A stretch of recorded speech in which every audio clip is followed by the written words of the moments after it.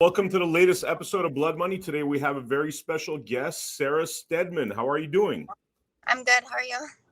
Great to have you on the Blood Money podcast. So Sarah is a whistleblower in the medical industrial complex who's really been part of the fight for freedom for a real long time now, behind the scenes and now in front of the scenes. And so we're going to catch up with her in terms of her work whistleblowing and what she has observed happening within our medical industrial complex. So Sarah, could you give us a brief introduction on yourself and lead us into some of your findings?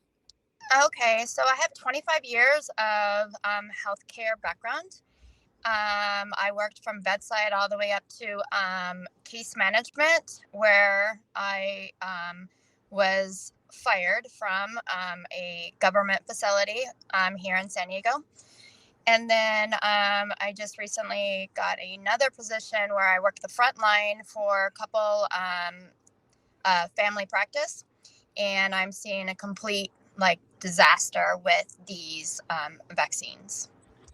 Could you explain what you mean by that in terms of the disasters you're seeing with the vaccines? So these vaccines are not being recognized as injuries. All these patients that come in with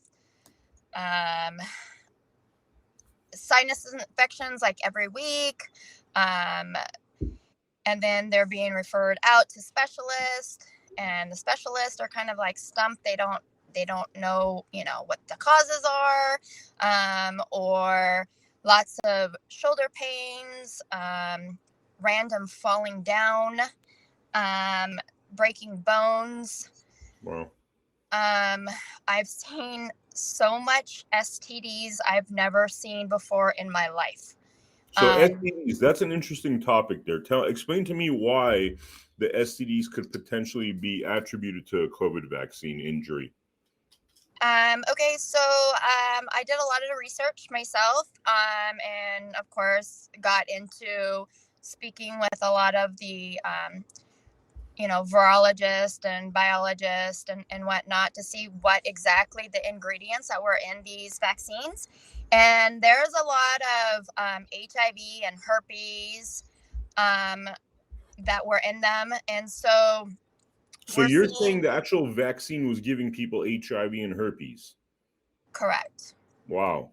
A new report I just read is that there is gonorrhea going around, and it's antibiotic resistant. Now, I am seeing on the front line a lot of antibiotic resistant viruses, or not so much viruses, but diseases that usually, antibiotics would help the patient, like an infection or a wound infection or sinus infection, and antibiotics is not helping them. Okay, and this is people that are specifically have been vaxxed? Yes. It's not happening in the unvaxxed? No, so that's the first thing that I look at is their vax status when I'm in the charts, and all these patients are vaccinated. Wow. So, all right, tell me a little bit more about what you're witnessing. I'm witnessing lots of strokes, heart attacks, UTIs, infections in the bladder.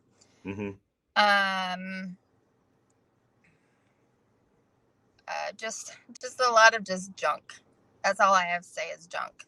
And it's so you've worked in the medical industrial complex prior to COVID. How does, when you A/B today with, prior to 2020, what is the main differences you're seeing? Prior to 2020, I worked inpatient. So we would see the worst of the worst. But we wouldn't see anything like we're seeing now. These vaccines are not safe, not effective. They're This is what I like to say is that they're money-making, disease-brewing, lethal injections. They were made to kill, and that's exactly what they're doing. All right. So let me ask you, by the way, we've done so many blood money episodes with so many frontline doctors that I do not disagree with what you're saying. I think most doctors that are honest doctors that are not following the narrative and have done their own research say that, this could be a calamity of epic proportions, like 1 billion, 2 billion, 3 billion people could perish from the 6 billion that took this vaccine. For those that are still not buying that are still buying the official narrative, what is it that you are witnessing? What is it that you are seeing that convinces you that, and why is it that you are saying these things, but other individuals working in the medical industrial complex are not? Two questions. A lot of it I think is denial because a lot of healthcare professionals are vaccinated themselves. Mm-hmm. And to be able to recognize that, they are thinking, oh my gosh, could this happen to me? So they don't want to be in reality of that. Another thing is money. Mm-hmm. They're being tipped off. They're being paid to shut their mouth.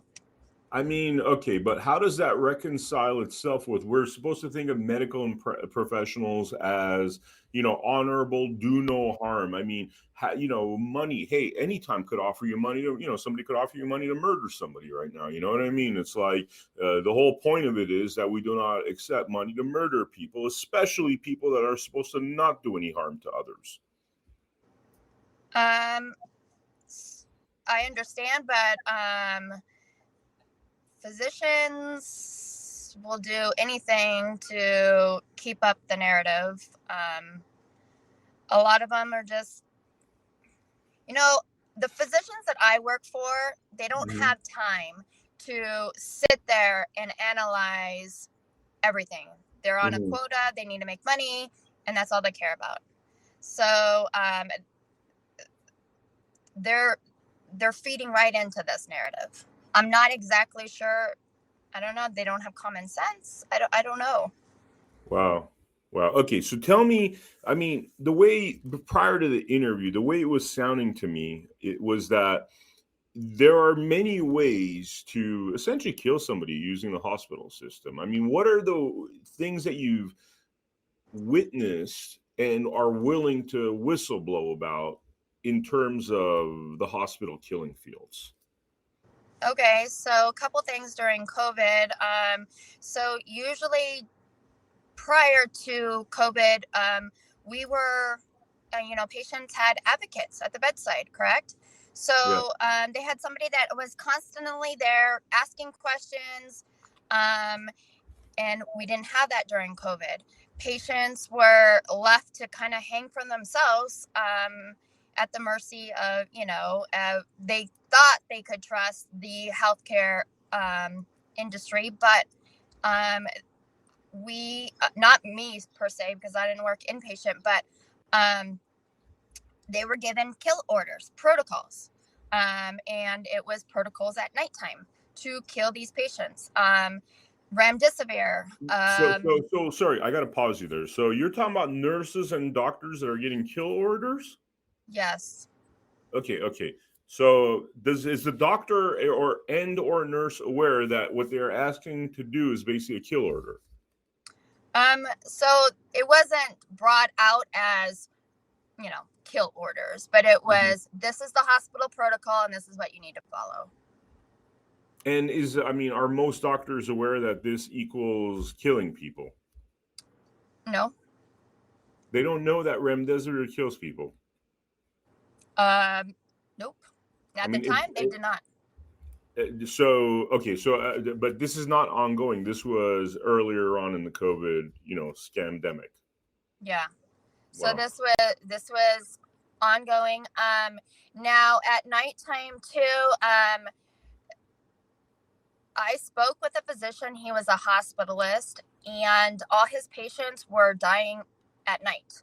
So he started rounding at nighttime, and he was approached and stated that the nursing supervisors gave orders to take patients off of oxygen, that were on auction, lower their vents, Mm-hmm. and give them high doses of remdesivir. Wow. Fentanyl, because they were, on vents and that kind of stuff. So remdesivir, we know from prior episodes of Blood Money that it kills at least 50% of the people that take it, right? Correct. Okay, and then you're talking about fentanyl. Fentanyl is also pretty much a lot of people overdose off of fentanyl. So how is that supposed to be good for a patient, giving them remdesivir and fentanyl? So it's not good for the patient. However, fentanyl sedates them, and it also preserves their organs. So when they do kill these patients, they are harvesting organs. So okay, I got to go a little wider here because the fentanyl crisis has been something pretty serious. Before there was crystal meth, opiates, or what is it called, OxyContin has been a very popular drug. I think 70 to 100,000 people die every year from opiate overdoses, and I think OxyContin in particular, right? So now you're telling me that fentanyl preserves the organs, and I don't want to be too much of a conspiracy theorist, but that's very convenient for people that want to organ harvest, because if you have 70 to 100,000 individuals perishing because of fentanyl overdoses, or whatever that number is, that would seem like that's going to actually pay off for the people that make money from organ harvesting. Yeah, so sorry, what was the question?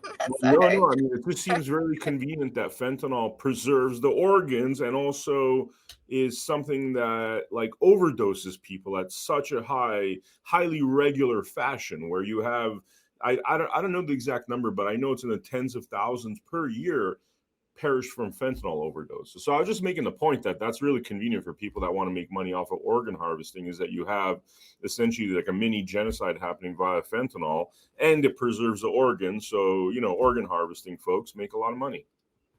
Yes. So the government makes a lot of money off of organs. Wow. That's pretty because crazy. It's all based off of insurance as well. Mm. So insurance was incentivizing insurance payouts, and then also government.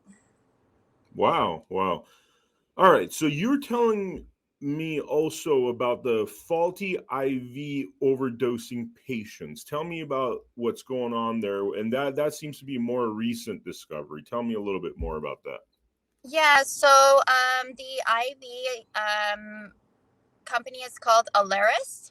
Mm-hmm. And that's where all the medications like a PCA, it's very low doses, would go into a patient, or if you're having surgery, it's usually very low doses of medication would be delivered. However, it was convenient that there was a recall for them in 2020, that the buttons would get stuck.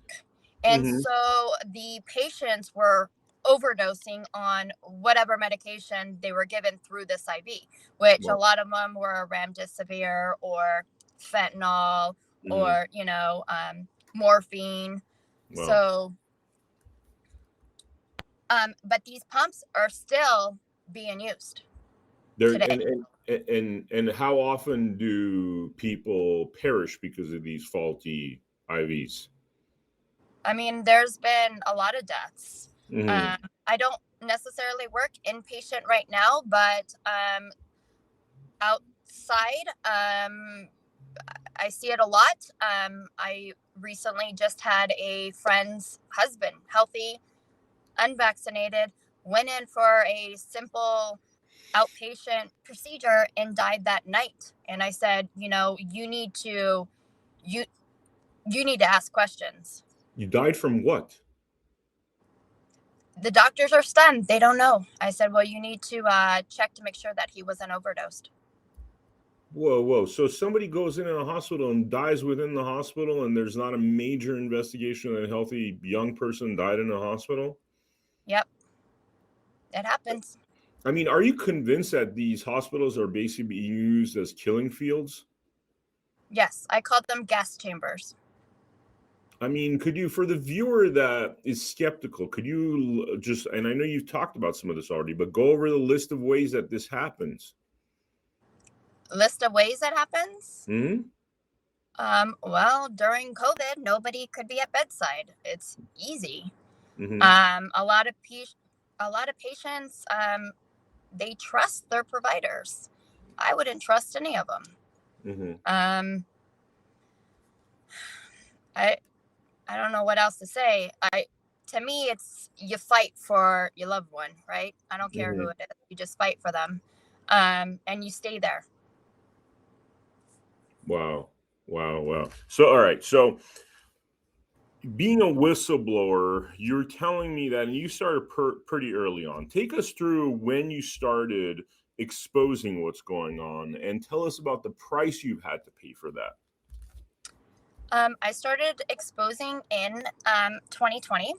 At first, I didn't really know what was happening, and so I took that dive, and I did some investigation, and I got into some groups, and then I saw, oh my goodness, like we're at war, like healthcare's been hijacked. Mm-hmm. So I was started whistleblowing anonymously. I used a fake name all through 2020. And then in 2021, I started coming out a little bit with, shedding and what I've been seeing there. I did go on a couple different platforms like Stu Peters and Children's Health Defense, Mm-hmm. and expose some pretty dark stuff. Mm-hmm. And then and then just recently, well, last year, at the end of last year, I threw some stuff against my employer at the time, Mm-hmm. which is a state facility. I did some common law and whistleblew that COVID was a scam, and the real reason behind it and the vaccine rollout. Mm-hmm. And then I was fired for that. Um, but yeah.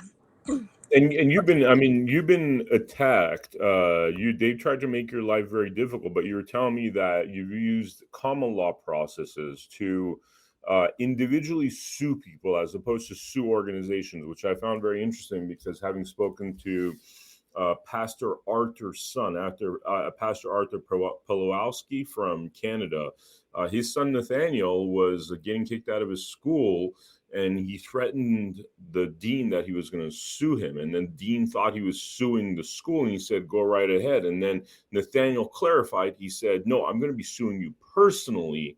And then all of a sudden, they let him back in the school without having to take a vaccine shot, which, prior to that, they were saying, "We're going to kick you out if you don't take this vaccine shot." So you were telling me about this process of suing individuals. Tell me about what situations you've been confronted with and how you use this process.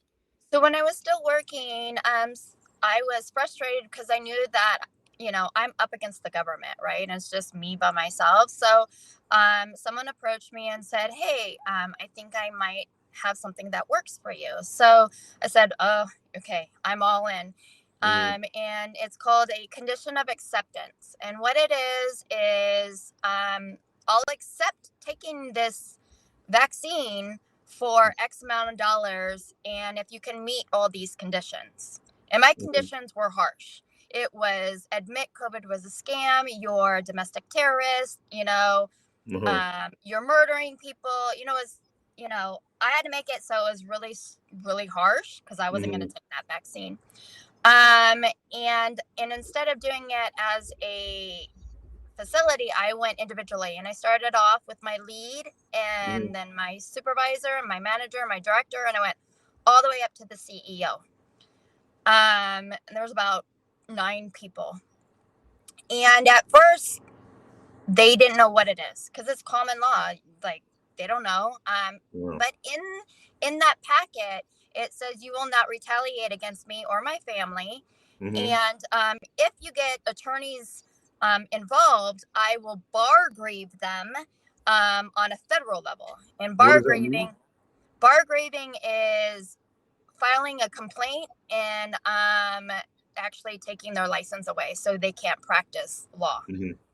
So nothing happened, and then I threw another bomb. I asked them for their W-9s, and a W-9 is asking them for like their social, how they file taxes.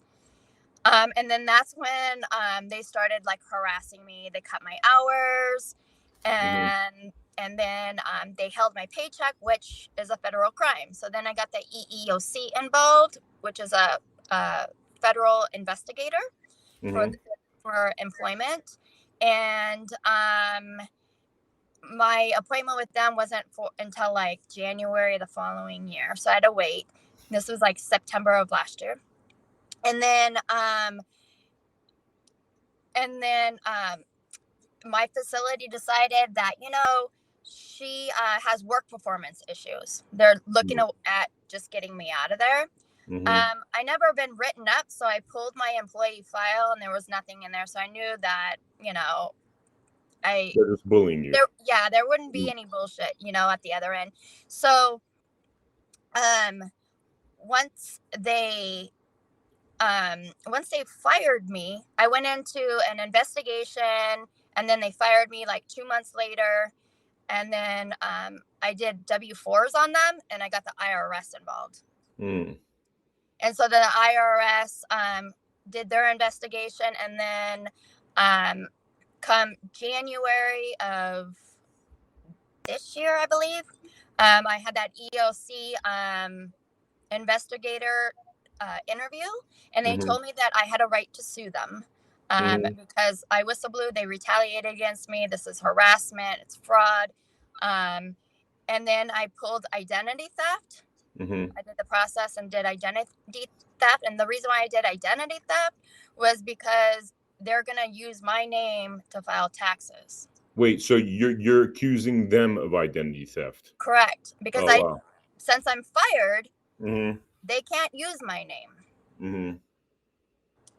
And I don't give them permission. So that's identity theft. Wow. I pulled identity theft, and I just got a letter recently from the IRS stating that their investigation with all 10 of those employees. And then next I will throw some liens down.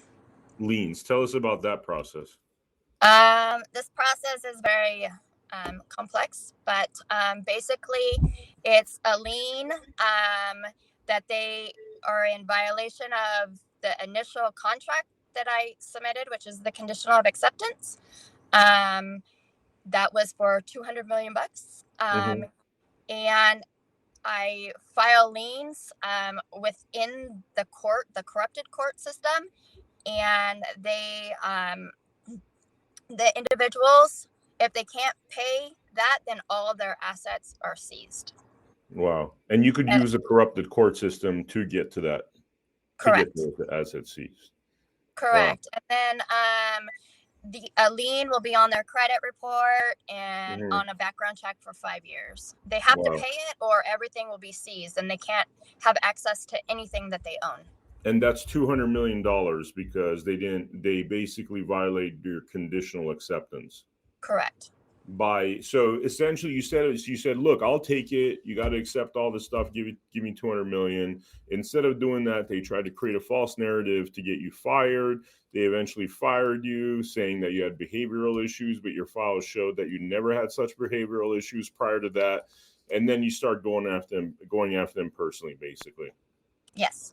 Wow. That's the only way to do it, right? That's the only effective way to do it, is to take these people on. And this is something that we constantly hear, for those that are watching the Blood Money podcast. We've had episodes with Catherine Hine, Jennifer Goodwin, really important episodes to check out, because it talks about these kind of approaches where you go after those individuals on an individual level, and then you see how the tyranny goes away real quick when you do that, and like you said, like they could end up owing you ungodly amounts of money for violating your rights. Correct. Wow. Amazing. So, all right, let me ask you about, like, In terms of where this is all going at this point, do you think these individuals are actually going to be held accountable? Is it really more about doing things like you're doing in terms of individually going after these individuals in order to actually have we the people hold them accountable? I mean, what does the future hold? I believe that we as people need to hold these people accountable. And I will go after every single one of them. Yeah. I mean, that doesn't make you have any friends, obviously, somewhere like San Diego. I don't have any friends. And in fact, I'm super hated here in this county. But really? Wow. I don't really care. Yeah. I mean, is that something that like you're hated because you went against the narrative, you pissed off a lot of people because you're calling a spade a spade? Pretty much, but I'm pretty straightforward. I call it how I see it, and I'm not afraid to back down. So, I mean, people you work with, is there anybody else like you? Is there anybody else that's turning the corner at this point, or are they still living in some kind of fictitious land? Actually, the people that I work for, they're very supportive of me. I was able to talk to one of the nurse practitioners that can see through the narrative, which is nice. It's the other two doctors, husband and wife, that are just completely drank the Kool-Aid. Some of my colleagues, they're pretty tough like I am. Unfortunately, they did get that vaccine. So. Oh, wow, crazy. Sarah, is there anything that we didn't talk about that in closing you'd like to mention? Especially, is there any other things that you've noticed as a whistleblower or anything we didn't touch upon? I kind of want to touch in on the relationship of the nursing homes, because a lot of people talk about the nursing homes, but they don't know the relationship. And being in case management and being a case manager, I do know that relationship. And I think it's very important that we talk about it. So, sure. Yeah, tell us about it. So in the hospital, the physicians, the hospitalists, the ones that admit and discharge patients, are the same doctors in the nursing homes. They're the medical directors. So when you say that, there was a lot of talk that the nursing homes here in California had a lot of, COVID and COVID deaths, is because those corrupted physicians were discharging and exposing all the patients in their own facilities for more money. Wow. And what kind of funds were they getting? How were they getting paid? I mean, literally to lead people into essentially a death camp, more or less, right? Yeah, so they were getting paid by insurance, and they are also getting paid by the government. Wow. And was this happening on a wholesale level? How big was this? It's big, because we have a lot of doctors that fall under the governor as well. Remember that Governor Newsom had some French Laundry dinner party during COVID, right? Some of those were actually physicians that own a hospitalist contracting company. And so that's why. So those are the individuals at the French Laundry with Newsom, hanging out without masks, dictating essentially how people are murdered, more or less. Pretty much. Wow. I mean, is there a comeuppance for these people? Is there crimes for humanity trials? I mean, it sounds like a Nazi-esque Hitlerian nightmare. I think a lot of people are going to be held accountable. I think within time we'll see that. I'm hoping that we have more people that will stand up on higher level, that are higher than me, higher levels, and start taking people out for accountability. Sorry. Almost lost you. I know here in San Diego we have pretty cheap bad sheriffs. So but we do have some really strong fighters. So yeah. Wow. I just have to be hopeful, Yeah. Is there anything else that we should mention? I I don't know. I think maybe I can come back another Yeah. time, maybe, and do it. So Yeah, would love that. Would love that. I mean, this is just insane information, and like truly death camps, and we hope that there are real Nuremberg like trials for these people that especially, I mean, just mind-blowing hearing about that whole French Laundry story, like where he's hanging out, Newsom is hanging out with a bunch of doctors, no masks. Obviously they're living in a completely different reality while trying to force, we the people into this tyranny and oppression. I mean, it's absolutely unbelievable, And I can't even believe that Newsom could walk around without, feeling like, hey, ego and arrogance and all that, and not feeling like he's absolutely a criminal. yeah, so we have a lot of conflict of interest that happens within the healthcare system. So we we really need to focus on that as well. I wanted to touch bases on one last thing Mm-hmm. is that since at my last employer, the one that I got fired from, I worked in cardiology, and a lot of the transplant patients, the recipients, had to come within our department and be cleared in order to get a transplant. Mm-hmm. And I had a physician that actually sent me a text message that one of her patients got a heart in 3 weeks. And that's like nearly impossible because there's so many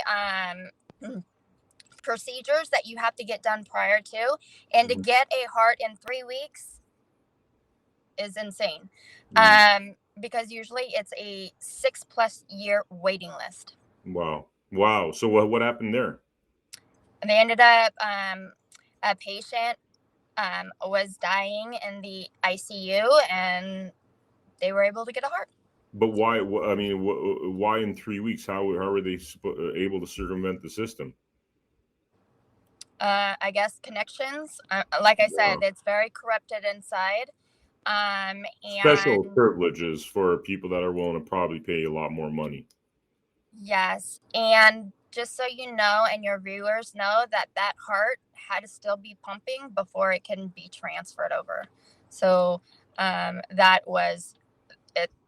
It's a murder, as far as I'm concerned. A murder. So, oh wow. So, like, Mhm. just to just to facilitate some powerful person, they had to off somebody else. Correct. Wow. Makes you never want to go to a hospital ever again. I would say pull out if you can. I mean, here in San Diego, all the hospitals are getting prepared with their tents outside and that kind of stuff. If you have to go into a facility for whatever reason, I'm gonna warn you now. You videotape everything and you don't leave the side of your loved one. I mean, a question that came up with one of our partners was that what do you do if you need blood and you want unvaccinated blood? Are new systems being set up for people like us that have no interest in, sharing or being pumped with any blood that has vaccines in it? So I do know that there are there's a doctor and her husband that are building a parallel system, a hospital for Mm-hmm. unvaccinated. That was a concern for me personally, with a loved one of mine who had to have surgery, and I was able to find another match, Mm-hmm. and we would just do it like old school, where we had the donor on the side of the bed and the patient, and we would just, instead of the filtering, we just donate that way. Oh wow. Amazing. Sarah, this has been an awesome episode. Thank you so much for the incredible work you're doing and being brave enough to actually whistleblow on these scumbags and the carnage that they're causing. We'd love to have you back on our shows for updates, as I'm sure you're going to be learning a lot more in the days and months to come. So thank you so much for showing up to Blood Money Podcast. Thank you for having me. Awesome. And for the viewers out there, thank you for joining us for this episode. Please make sure you consider donating to americahappens.com by clicking on our support tab, because without the support of good viewers like you, we cannot have this information coming out to people. And that's what we do. 150 something episodes of Blood Money. Also, make sure you check out our Mindy Robinson show, Conspiracy Truths. Our AHN News Live every Tuesdays and Thursdays with real independent journalists headed by Corinne Clifford. Tuesdays, Thursdays, 2 p.m. Pacific, 5 p.m. Eastern. Also, Daily Devotions, our morning prayer series, every Monday to Friday with LW. Start your morning with prayer. That's the right way to start your morning. Thank you so much for joining us for this episode of Blood Money. I will see you on the next episode. Take care. Truth in media is not free. If the corrupt corporations run the media, then all we get is a pile of lies. So please support truth in the media by donating to americahappens.com by simply going to americahappens.com, clicking on the support tab, and entering a generous donation. Thank you so much.